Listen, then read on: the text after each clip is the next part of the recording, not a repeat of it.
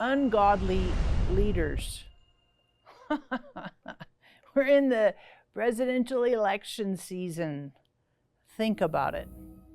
Holy buckets. We have leaders that we have to vote for, issues that we have to vote on. And you're like, oh my gosh, I don't want to think about that. Well, that's what this series is on. Ungodly leaders.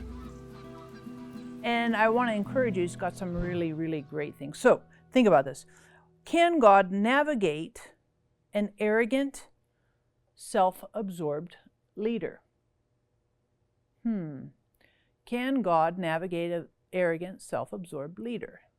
As you think about that question, let's consider a person in the Bible that might help us see this as an example. This is the King Nebuchadnezzar. And I don't know about you, but where do they come up with these names, right? Nebuchadnezzar. You ought to check out the spelling. It's even worse than the name. But Nebuchadnezzar was the king of Babylon. And when you look at a little bit of this history, Israel and Judah, the nation, they had gone into exile. Nebuchadnezzar, being the king of Babylon, was like the main powerful leader in the world at that time. The deal on him is he was extremely powerful, he was very smart, super wealthy, and had a massive military. You can read about Nebuchadnezzar in Daniel, chapters 1 through 4, 1 through 7. I actually really like reading about Nebuchadnezzar because he was very, very self-absorbed. One of the chapters talks about how he created a statue of himself and commanded everyone in the city to come on a certain day and bow down to the statue of himself. If you didn't do that, then you would be thrown into a fiery furnace.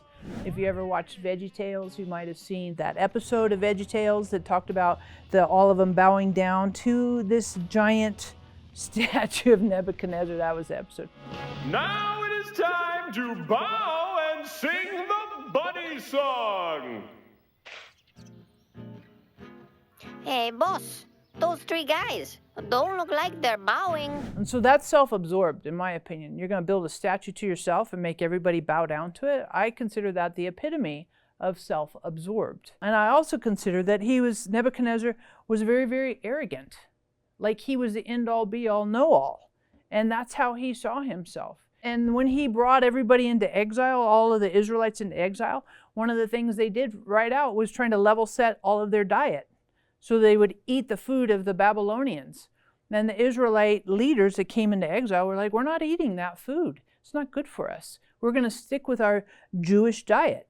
And so there was a huge conflict. So the arrogance of trying to tell people what to eat, who to worship, how to live their lives. There was all kinds of domination and power and asserting control and demanding worship and applause and, all kinds of crazy stuff that Nebuchadnezzar did. And so again, the question that I asked at the beginning, can God navigate a self-absorbed, arrogant leader? The answer to this we see with Nebuchadnezzar, because again, the demonstration of all of his arrogance and self-absorption, we see it in the first couple chapters.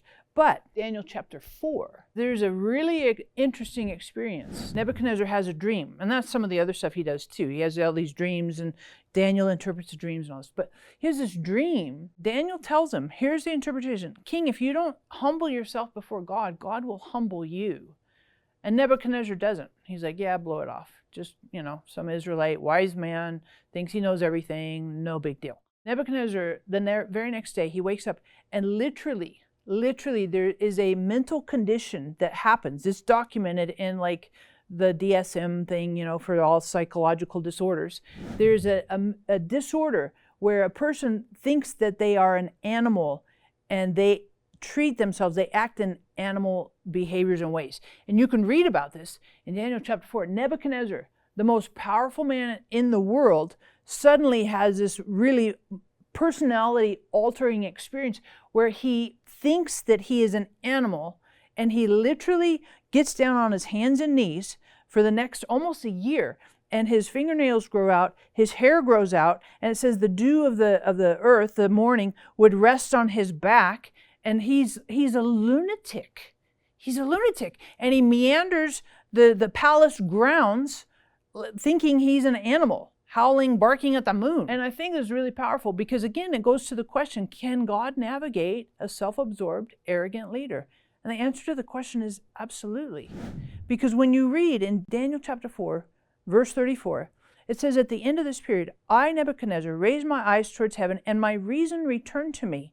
And I blessed the Most High, and praised and honored him who lives forever. For his dominion is an everlasting dominion, and his kingdom endures from generation to generation. Even Nebuchadnezzar, the most powerful, arrogant, self-absorbed leader in his day, had an experience with the Almighty God and had a recalibration, a reset of who he is and who God is. So the answer is yes. Absolutely, God can navigate a self-absorbed, arrogant leader. He did it in the past, and he can do it in our world today.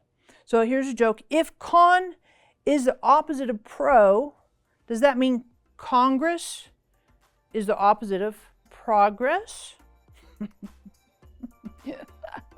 All right. Hit the notification bell right there. We'll keep you posted with new content. Subscribe, pass it on to your friends. This is going to be an amazing series. Catch you next week.